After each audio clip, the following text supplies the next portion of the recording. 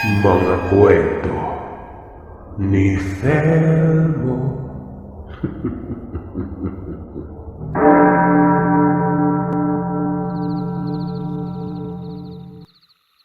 Itago niyo lamang po ako sa pangalang Miles. Nagkaroon lang ako ng lakas ng loob na sumulat at hindi ko inaasang paniniwalaan ako ng inyong mga tagapakinig. Ginagawa ko ito para sa sarili ko. Para kahit paano'y maibsan ang bigat ng aking damdamin. Mula pa nung dalaga ko. Nangyari ito noong taong 2003 sa lugar namin sa Tayasan, sa Negros Oriental. Ako lamang ang nag-iisang anak ng aking ina sa kanyang unang asawa. Ang aking tunay na ama ay pumanaw sa isang trahedya sa dagat. Ang stepfather ko ay isang Hapon. Pagkatapos nilang magpakasal ng aking ina ay dinala siya nito sa Japan. Kaya ako at ang aking lola ang naiwan. Balak din na sana akong isama pero hindi ko gustong pag-ugali ng Hapong yon. Merong pagkamanyak. Regular akong pinapadala ng pera. Sapat na ito para sa aking mga pangangailangan. Ang lola ko ay kinuha ng aking tiya at ipinaalaga sa kanyang anak. Kaya madalas ako lang mag-isa sa bahay. Kakatapos ko lamang ng high school ng mga panahon na yon at nakatakdang mag-aral sa may kolehiyo. Pero nagpa siya akong wag munang magpatuloy. Isang desisyon na sa tingin ko'y lubhang mali nun. Wala akong bisyo, walang kalokohan, at madalas lamang akong nasa bahay. Gusto ko lang munang magpahinga kumbaga. Siguro dahil ito sa matagal ko nang dinadalang depresyon. Simula nang mamatay ang aking ama. Kung buhay lang sana siya, magkakasama sana kami ngayon. Napakasakit lalo at ako'y 10 taong gulang pa lamang nang mabalitaan ang aking ama ay isa sa mga nasawi sa paglubog ng barko. Hindi ko man lang nasilayan ang kanyang labi. Malamang ay naging bahagi na siya ng ekosistema ng karagatan. Kumbaga, kinain ito ng mga isda. Ang aming bahay ay nasa isang lugar na patungo sa bukid. Ito ay isang mahabang ilaya na may mangilan-ngilang mga tahanan. Kadalasan sa mga bahay dito malalaki at luma na. Isang araw, napagala ako sa plaza dahil nababagot ako. Nais ko lang manood ng mga naglalaro ng basketball. Hindi ko aakalaing makakakilala ako ng isang tao na siyang magpapatibok ng puso ko. Magagabi na ng mga panahon na yon. Nakaupo ko sa bench nang may umupo sa tabi ko. Base sa kanyang suot na sapatos, alam ko maglalaro ito. Maraming tao doon dahil pustahan ng laro. May mga dayo mula sa ibang lugar, partikular sa Malalud. Napatingin ito sa akin at napangiti. Habang inaayos ang kanyang sintas, nakatitig ito sa akin. Nang papaalis na siya ay sumusulyap pa rin siya. Kaya naman kinantsawan siya ng kanyang mga kasama. Hindi ko maiwasang kiligin dahil may itsurang lalaking ito. Matangkad, may kaitiman. Tall dark kumbaga. Kaya nang nabanggit ko, may itsura. Napapangiti ako habang naglalaro siya na parabang nagpapasikat pa. Tapos muli siyang tumingin sa akin kaya naman talagang umandar ang pagkababae ko noon. Yun nga lang, biglang dumilim ang kalangitan. Lumamig yung hangin. Alam kong uulan ng mga panahon na yon. Nagdesisyon akong umuwi. Inisip ko na hanggang doon na lamang yon. Kilingan, titigan, at wala na mga susunod pa. Hanggang sa habang naglalakad ako, biglang may tumawag sa akin. Nagulat ako gawa ng ito yung lalaki. Tumakbo siya, kumakaway sa akin at sinabing antayin ko daw siya. Bilang marespeto ay naghintay ako nun. Pagkalapit niya ay bumungad sa akin ng kanyang masarap na amoy na parabang tinutuyan ako sa kalangitan. Lalaking lalaki. Hindi mabaho. Mabango siya kahit pawisan. Tinanong niya ang pangalan ko. Nagpakilala naman ako. Tumango siya at inilahad ang kanyang palad na wari makikipagkamay. Inabot ko naman yung kamay ko at nagpakilala siya sa akin. Pero bigyan natin siya sa katanyagang Jose. Akala ko yun lang. Napatingin pa ako sa pinanggalingan niya. Aba, sinasabihan siya ng kanyang mga kasama dahil hindi pa raw tapos ang laro. Pero hindi siya nakinig. Nakatitig lamang ito sa akin at muling nagtanong kung saan daw ba ako nakatira. Sabi ko medyo malayo. Pero nilalakad ko lang naman. Tumango ang lalaki at sinabing antayin ko daw siya. Binalikan niya ang kanyang mga kasama at nakita kong kinakausap niya mga ito. Pansin kong tila dismayado ang kanyang kasama noon. Hanggang sa bumalik na itong lalaki. Ang sabi niya noon ay may papalit naman daw sa kanya at ihahatid niya daw ako. Sabi ko sigurado ba siya? Tumango siya at sinabing oo. Sigurado daw siya noon. Siyempre, itinaas ko kaagad ang aking dignidad. Pero kunwari lang. Nilang totoo, gusto ko din namang magpahatid eh. Sabi ko hindi man lang niya tinanong kung papayag ba ako noon. Kumamot-kamot siya ng ulo at para bang nagmamakaawa ang kanyang mukha. Kaya naman tumango na lang ako at nagmungkahi na pumapayag ako noon. Pero hanggang doon lang. Bumalik ang kanyang sigla. Napatitig ito sa malayo na para bang nagmumuni-muni sa isipan. Nauna akong naglakad. Hanggang sa sumunod ito sa akin. Matangkad siya. Hanggang balikat ako nun. May sapat akong taas, Sir Seth. Nasa 5'5". Pero isipin niyo kung gaano siya katangkad. Ang laki pa ng braso niya. Nawari ba ang lakas-lakas ng lalaking ito? Kinikiliti ako ng mga kalayang naiisip ko nun. Malayo ang bahay namin. Pero hindi umangal si Jose. Pagliko namin papunta sa Ilaya. Sinabi ko na medyo malayo-layo pa. May parte ng daan na madilim tapos meron din namang may ilaw. Tahimik lang si Jose. Ako din naman eh. Wala naman akong sasabihin kung di siya nagsasalita, di ba? Baka kung ano pang isipin niya. Hanggang sa sinabi ni Jose na ang ganda ko daw. Nakakagulat. Gawa nang siya pa lang ang nakapagsabi sa akin noon. Hindi ko nga alam kung maganda ba talaga ako eh. Tapos noon sinabi pa niya kung pwede ba daw manligaw. Sabi ko ang bilis naman niya. Pero pinaliwanag ko na pwede naman gawa ng dalaga ako noon. Ang problema nga lang ay kakakita pa lamang namin at hindi ko pa siya kilala. Malay ko ba kung may iba siyang babae, di ba? Lalo na't sa ibang lugar kami at pwedeng gawin ng lalaki ang mga babae. Maiintindihan ko kung ganyan yung tingin mo sa akin. Di ko rin naman maipapangako na wala akong ibang babae kasi hindi ka naman maniniwala. Pero klaruhin ko lang ha. Panliligaw pa lang to at ikaw magdidesisyon sa huli. Dapat ko lang gawin ay patunayan na mali ang iniisip mo ngayon. Yun lang naman yun. Napasimangot ako, sabi ko, matalino sumagot. May laman at malalim ang punto niya. Doon ako humanga. Sabi ko subukan niya. Pero ako ay wala pa akong naging nobyo at hindi ko papayagan ang sarili ko na mahulog basta-basta sa taong hindi tama para sa akin. Hindi ako sigurado kung ganyan ba magsalita ang babae kasi totoo ngayon lang ako naglakas ng loob na manligaw talaga eh. Di rin ako nakasubok na magkarelasyon. Pero hindi ko pinipilit na paniwalaan mo ako agad. Dapat ko pa kasing patunayan sa yun eh. Mabilis akong naging komportable kay Jose. Pero hindi ako nagpapakita ng kahit anong reaksyon na baka isipin niyang gusto ko din siya. Nang malapit na kami sa bahay namin at tanaw na mula sa looban, sinabi ko kay Jose na doon ako nakatira. Nagpasalamat si Jose. Nagpaalam na rin ito at uuwi na.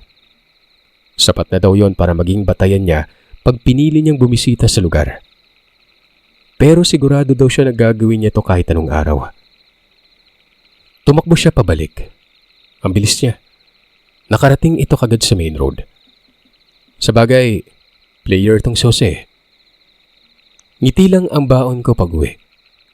2 palapag yung bahay namin pero yung baba lang ang ginagamit namin noon. Sa taas ay bakante pero malinis naman. Gawa ng inaalagaan talaga ni Lola. Nasa baba ang kwarto ko. Nasa sala lang. Naroroon si Lola. Nagluluto. At ito ang lagi kong nakikita pag naroroon siya sa bahay. Alam niyo, umasa talaga ako na babalik si Jose. Nag-spark yung mga moment na nagkita kami para masali na ito sa mga iniisip ko eh. Naging masigla ako. Parang ang ganda ng gising ko sa umaga. Naligo, nananalamin, tinatanong ang sarili kong totoo bang maganda ako noon. Nagwawalis ako sa labas, nagsiga, nagdilig pa ng mga halaman sa paligid ng bahay. Nakapamewang naman si Lola habang nakatingin sa akin noon. Parang hindi makapaniwala sa inaasal ko. Hanggang sa lumapit si Lola sa akin at nagsalita. Oy, anong nakain mo at parang inagawan mo na ako ng trabaho, ha? Parang ang siglatang saya ng buhay mo ngayon, ha? Apo ba talaga kita? Sabi ng Lola, na pangalanan na lamang nating Lola Nitay. May pagkakomedyante itong si Lola ko. Sanay ako doon at tinadaan niya sa biro ang seryosong usapan. Sabi ko wala lang. Gusto ko lang tumulong kahit papano. Hindi yung tinuturing na lamang akong bata palagi. Aba, ganyan na ganyan din ako noon nung may nagugustuhan ako, ha? Ang tawag dyan, dalaga ka na. May kumikiliti na ba dyan sa muning mo? Nakakakilabot si Lola. Hindi porket tumulong ako sa gawaing bahay ganun na kagandang dahilan.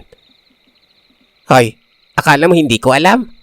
Sabi ng tita mo may gwapong lalaki doon naghatid sa'yo, ha? Tuwang-tuwa nga yun eh. Kilala mo naman ang tita mo na mabilis pa sa pusa kung makapagkalat ng balita yon. Nakita ko ni Tita Marlene. Naku Lola, kung may nagatid man sa akin, hindi yun ang nasa isip ko ngayon. Wala po akong paki doon. Umiwi lang ng bibig si Lola. Bigla akong napatingin sa may bakuran kasi doon sa unahan papasok sa looban. Nakita ko si Jose. Nanlamig ako. Tinitigan ko talaga. Si Jose nga, nakadamit na maayos. Dali-dali akong pumasok sa loob ng bahay. Siyempre naging best friend ko na yung salamin. Kaya yun, nanalamin ako. Kinakagat ang labi tapos tagilid ng konti para tignan kung halata ba yung dibdib at puwet ko noon. Sinuri ko si Lola. Baka kasi napansin din niya si Jose. Buti na lang at wala siya doon sa harap ng bahay. Sa tingin ko'y nandun na siya sa bahay ng tita at yung bahay na yun ay naroroon sa may pinakaunang bahay papasok ng looban. Basta natataranta ako. Hindi ako mapakali. Kahit nakapagsipilyo na ako ay nagsipilyo ako ulit nun. Hanggang sa bumungad sa akin ng Lola. Nagtatago lang pala ito sa gilid at sabi niya, naroroon na daw ang ebidensya. Sumilip ako sa may beranda. Nakaabang si Jose. Pinagmasdan ko si Lola. Maya-maya si Jose. Nagmano pa talaga. Kala ko babanatan ako ng Lola kaso kumindat lang ito at umalis. Bumati naman tong lalaki at nagiyang magliwaliw. Sabi ko agad ang aga-aga naman para magliwaliw nun. Para kaming mga ewan niya na tila ba mga komprador sa palengke. Tumawa si Jose. Anya kung ganun daw sa bahay na lang namin.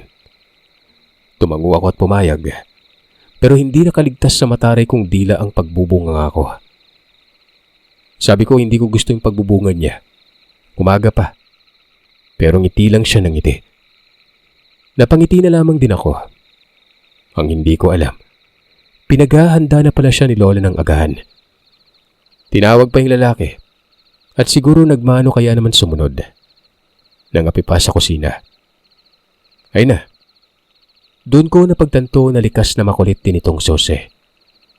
Matapos lang nung puro na lang kwento eh. May patawa, may seryoso, pero mas lamang yung patawa. Bagay na ikinatuwa ko naman at nakalimutan kong nanliligaw pala ito. Simula nung araw na yon, nagpabalik-balik na. Napalapit ang loob ko sa kanya. Naging close kami pero hindi pa opisyal. Hindi pa naman naniningil eh. Para lang batang dumadalaw at nakikipagkwentuhan. Hanggang sa namimiss ko na siya kapag hindi nagpapakita sa bahay. At kapag nagpapakita na, tuwang-tuwa talaga ako. Hindi may paliwanag ang saya. Hindi ko may tatanggi ito. Nahulog na talaga ako sa kanya. Ang ipinagtataka ko lang ay hindi pa rin ito naniningil ng panunuyo. Magdadala ito ng pagkain, doon magluluto. Minsan, doon pa natulog ng isang beses. Tanghali yun at nakatulog na lang kasi nga abala ko sa ginagawa ko.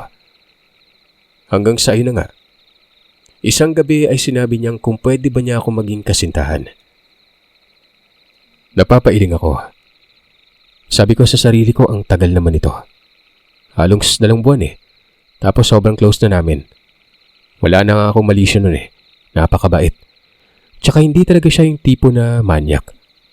Pinagtatawanan pa ako kapag may nalantad sa katawan ko ng bahagya nun. Tinutukso pa ako na para ba akong bakla. Ayun, naging kami. Sinagot ko. Nalaman kong pinapatunayan niya lang pala na intensyon niya sa akin ay tunay. Ipinakilala niya ako ng gusto kung sino siya sa buhay niya. Ginagala niya na ako pagkatapos nun. Magkahawak kamay. Kahit pa sa talipapa. Para bang hindi na kami makapaghihiwalay at sobrang sweet namin sa isa't isa. Hanggang sa nagpaalam ito na may pupuntahan daw siya nun. May kaibigan siyang nagkakasakit na para bang kinukulam. Sabi ko sasama ako. Pumayag naman ito. Sa tayasan lamang din ito pero nasa bukid banda. Pagkarating namin sa lugar, nagtayuan ng mga balahibo ko. Nakakatakot ang bahay ng kaibigan niya. Para bang pinamamahayan ng mga elemento. Nakita kong ginagamot ng isang albularyo ang nakaratay na lalaki na animay mamamatay na. 2 palapag ang bahay na ito at ang ilang parte ay nilulumot na nun. Nasa liblib yun. Hindi ko inaasahan na ang pagtungo namin doon ang huling araw mismo ng kaibigan niya. Pangalanan natin ang kaibigan niya itong Mark. Patay.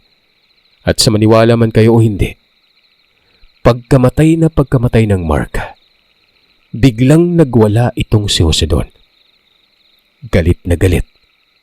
Best friend niya umano yon. Parang sinasapian si Jose ng mga panahon na ito. Inawat pa siya pero hindi kinaya ng 2 tao. Nanlilisik ang mga mata ni Jose at sinabi niyang papatay niya ang pumatay sa kanyang kaibigan. Kinikilabutan ako. Ayon sa albularyo, sinasapian daw ng kung anong elemento sa Jose. Pero sabi niya, hindi daw siya sinasapian. 4 na tawang umawat sa kanya. Doon pa lang napahinto si Jose. Yung mga magulang ng namatay na kaibigan nito ay umiiyak. Tama na daw.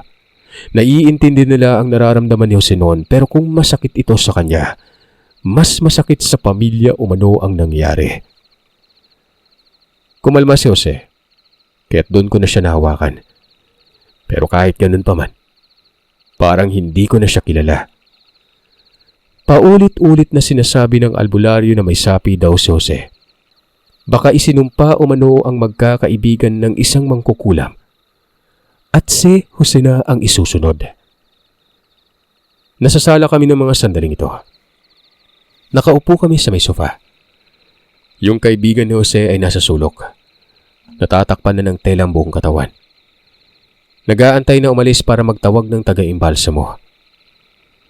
Wala akong ibang naririnig ng mga panahon na yon kundi ang iyakan. May mga kapatid din kasi itong kaibigan ng nobyo ko. Manong, wala akong sapi. Pero yung sinabi ko kanina totoo yun. Papatayin ko yung pumatay sa kaibigan ko. Sumabat ako nun. Sinabi ko noon na, ano ba? Bakit ganun siya? Bakit parang hindi natatakot sa Panginoon? Bigla niya akong tinitigan. Sabi niya, bakit daw siya matatakot kung hindi nga raw nito nagawang protekta ng kaibigan niya? Para bang gusto ko nang umalis pero pinipilit kong pakalmay ng sarili. Hanggang sa gumabi na at dumating ang mag-aasikaso sa labi. Bagyang naramdaman ko ang pagbabalik ng wisyo ni Jose. Umiyak ito. Tapos inaya akong umuwi. Umuwi kami pero hindi sa amin. Pinili kong sa kanila. Nang makarating sa Himalalud ay sinabi ko sa nanay niyang nangyari pero hindi man lang ito nagulat. Bagkos ay tumangulang na parang wala. Ngumiti at sinabing intindihin ko na lamang daw ang anak niya. Sabi ko naman, kilala ba nilang anak nila na ganon? Tumango ang nanay ni Jose at sinabing oo daw. Kapag may naaargabyado ay galit daw itong si Jose. Pero mabait daw talaga ito sa loob ng pamilya. Sadyang hindi daw nito gusto yung may inaapi nun. Tumango ako. Medyo humanga ako at nawala ang pangamba ko. Pero hindi ko napansin na umalis si Jose. Kami na lamang ng kanyang ina ang naroroon sa may sala. Hinanap ko si Jose, pero hindi ko siya matagpuan. Tinawag ko yung pangalan niya pero walang sumagot. Ang kanyang ina nga pala, tawagin nating Anola. Ang kanyang ama, Davido. Nagmumura si Tatay Davido sa kusina kaya't pinuntahan namin siya ni Nanay Anola.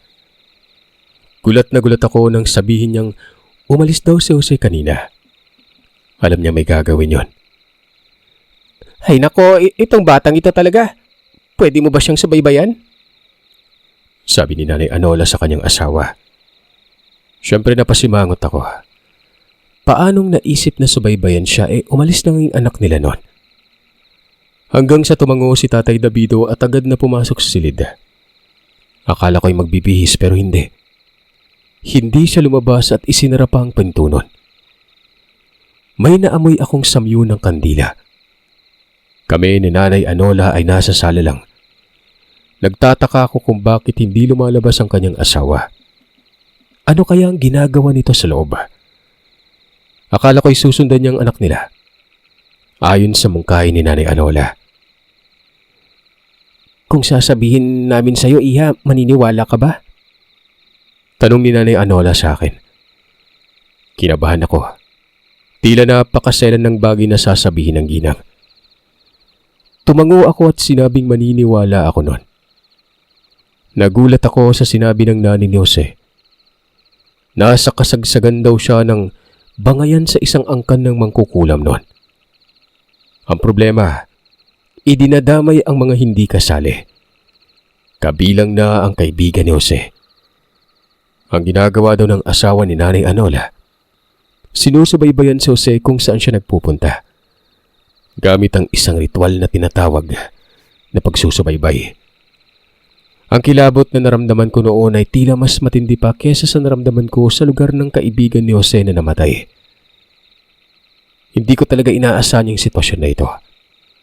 Mabait si Jose pero may lihim pala yung pamilya niya. Nagpatuloy sa pagsasalita si Nanay Anola. Bata pa daw si Jose ay may kabangayan na sila. At ito ang dahilan kung bakit namatay ang dalawang kapatid ni Jose na babae. Sa takot ng dalawa pa ay umalis sa mga ito at nagpakalayo-layo umano. Matapang daw si Jose. Nagsagawa daw siya ng isang ritual para magkaroon ng alaga. At hindi ito pangkaraniwang alaga nun.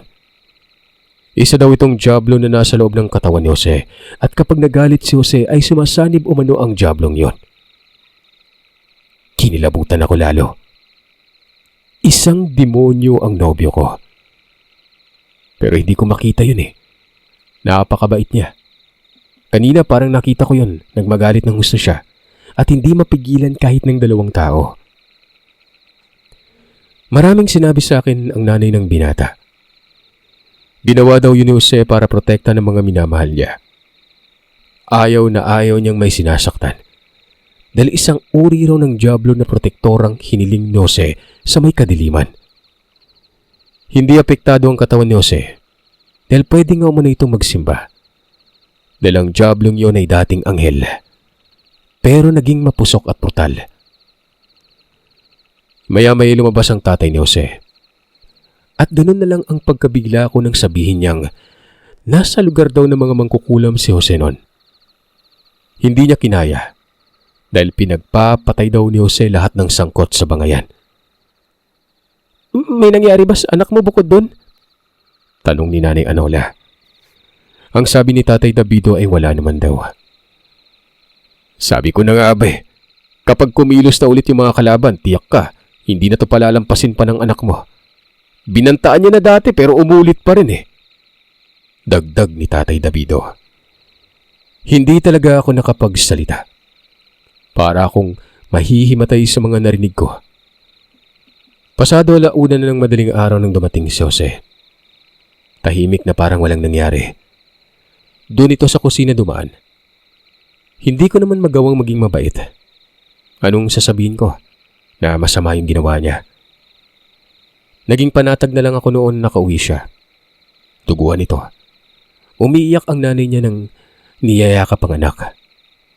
Ako hindi ako makalapit. Nag-aalangan ako baka kasi kung ano pang sabihin ito sa akin at masaktan pa ako noon. Hanggang sa lumapit ito sa may biranda at dito na siya nagpaliwanag. May mga bagay raw na hindi ko alam at patawad daw doon. Sabi ko alam ko na. Dahil sinabi ito ng kanyang inatama. Tumango si Jose. Yumakap ito sa akin. Yun na umano ang huling pangyayari at hindi na ito mauulit pa. Kumalas ito sa akin at tinitigan ako sa mata sa baywika ng sana makahanap ka ng higit pa sa akin. Mag-iingat ka. Tandaan mo, mahal na mahal kita. Mahal ko kayong lahat. Mga kaibigan ko, magulang mo din at kaanak. Basta kung sino ang konektado sa kinasasaklawan kong pagmamahal, mahal ko din yon. Ang sabi ko ay bakit parang binibigay niya ako sa iba? Bakit parang sa pagkakaintindi ko mawawala na siya? Na wag siyang magbiro nun. Hanggang sa humagulgol ang iyak ng nanay ni Jose at naglulupasay talaga yon. Ang tatay naman niya ay napaluhod sa may sahig. Doon ko tinanong kung ano ba talaga ang nangyayari. May mga bagay ka pang hindi batid bukod pa sa mga naikwento na sa'yo ng mga magulang ko. Yung hiling ko may kabayaran yon. Yung buhay ko. Sa oras na mapatumba ko lahat ng kalaban namin, katapusan ko na rin. Yun yung naging kahilingan kaya ako binasbasan. Patawarin mo ako, Miles. Hindi lang to para sa akin kundi para rin sa iyong kapakanan. Alam ba yung tunay na dahilan kung bakit ako naghurementado sa bahay ng kaibigan ko? Hindi siya yung punot dulo.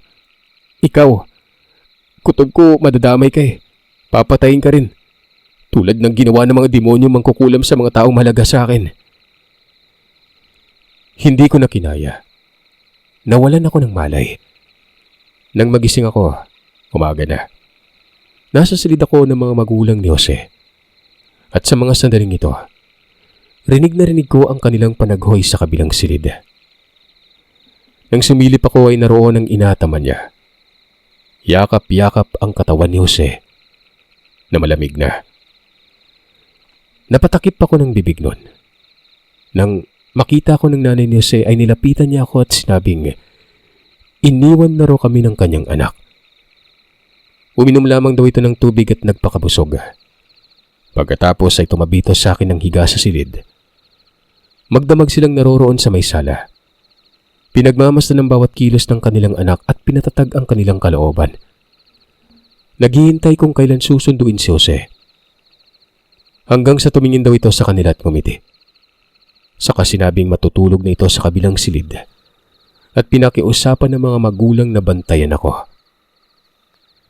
Ilang sandali pa, nakarinig na lamang sila ng mga ungol at nang puntahan ng kanilang anak.